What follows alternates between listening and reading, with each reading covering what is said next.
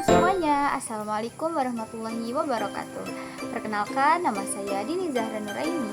Dan pada kesempatan kali ini saya akan membahas materi yang sangat penting dalam mata kuliah Manajemen Penyelenggaraan Pendidikan Anak Usia Dini atau bisa disebut juga PAUD, yaitu tentang regulasi pendirian lembaga pendidikan anak usia dini atau PAUD.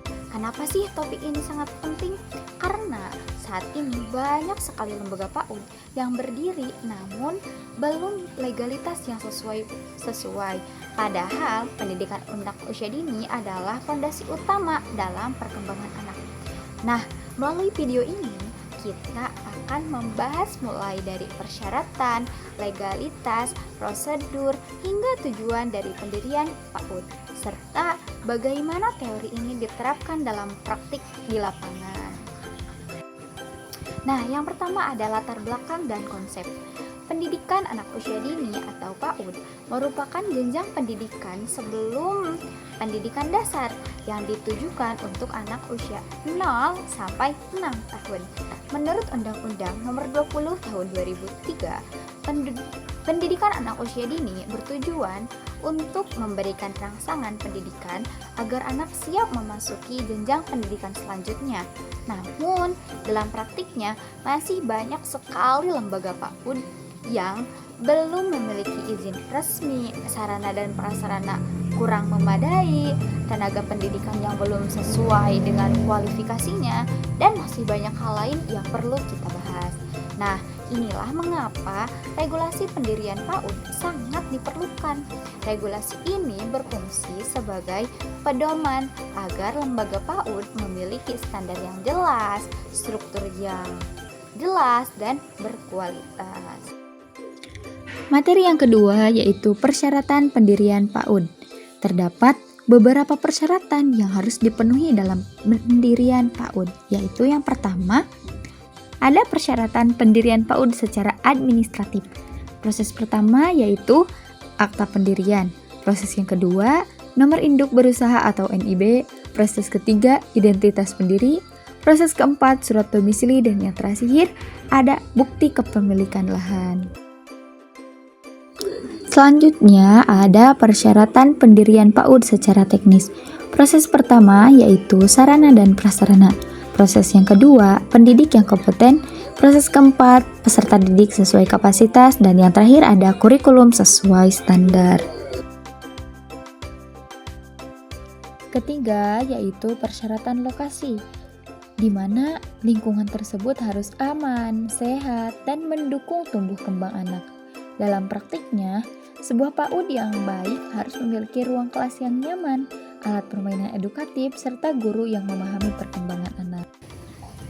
Selanjutnya, materi legalitas pendirian PAUD. Kira-kira apa sih legalitas pendirian PAUD itu? Mari kita simak bersama-sama. Legalitas merupakan bentuk pengakuan resmi dari pemerintah terhadap lembaga PAUD. Yang pertama ada NIB, yang berfungsi sebagai identitas lembaga seperti halnya kayak KTP. Lalu yang kedua adalah izin operasional yang diperoleh melalui yang pertama ada pengajuan berkas, yang kedua verifikasi, dan yang ketiga ada survei lapangan. Tanpa izin operasional, lembaga tidak boleh menjalankan kegiatan pembelajaran. Yang ketiga adalah akreditasi, yaitu penilaian kualitas lembaga. Dalam praktiknya, PAUD yang sudah memiliki akreditasi atau memiliki izin resmi biasanya lebih dipercaya oleh orang tua dibandingkan yang belum memiliki izin operasional atau yang belum memiliki legalitas. Ketika kita akan membuat lembaga PAUD, kira-kira apa saja sih yang harus kita urus? Hal yang perlu kita laksanakan atau yang diperlukan, yang pertama kita harus mendirikan dulu yayasan terlebih dahulu. Nah, yang kedua mengurus NIB, yang ketiga menyiapkan dokumen, keempat mengajukan izin, kelima survei lokasi untuk pembuatan yayasan, 6 izin keluar, 7 memulai kegiatan, 8 akreditasi. Secara teori, prosedur ini harus dilakukan secara sistematis atau tersusun. Namun, dalam praktiknya seringkali terdapat kendala seperti kurangnya pemahaman atau kelengkapan dokumen. Teman-teman, apa sih tujuannya legalitas PAUD tersebut? Nah, tujuan legalitas memiliki beberapa tujuan penting, di antaranya melindungi anak, menjamin kualitas pendidikan, memberi kepercayaan kepada orang tua atau masyarakat. Regulasi ini sebenarnya sangat penting atau sudah sangat baik, namun implementasi di dalam lapangan masih belum maksimal. Beberapa tantangan yang sering terjadi di antaranya kurangnya sosialisasi regulasi atau keterbatasan dana, terus sumber daya manusia sangat rendah atau belum memenuhi standar.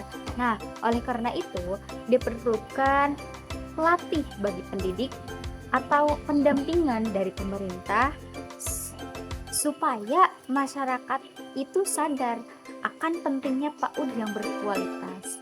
Nah, menurut saya pribadi, regulasi itu sangat penting, tidak hanya sekedar aturan, tetapi harus benar-benar diterapkan agar tujuan pendidikan anak usia dini dapat tercapai secara optimal. Sebagai kesimpulan, regulasi pendirian PAUD sangat penting untuk menjamin kualitas pendidikan anak usia dini. Dalam mendirikan PAUD, kita harus memperhatikan persyaratan, legalitas, dan prosedur yang berlaku, sehingga lembaga yang didirikan oleh kita tidak hanya berdiri, tetapi juga berkualitas dan berkelanjutan. Terima kasih atas perhatian teman-teman semua. Wassalamualaikum warahmatullahi wabarakatuh. Bye.